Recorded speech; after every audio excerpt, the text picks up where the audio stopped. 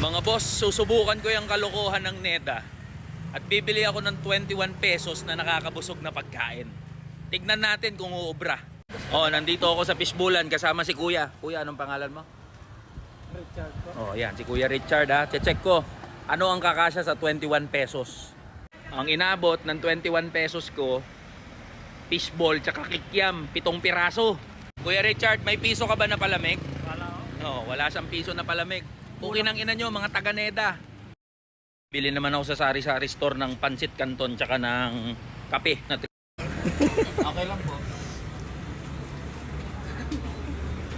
May 7 pesos kayo na noodles.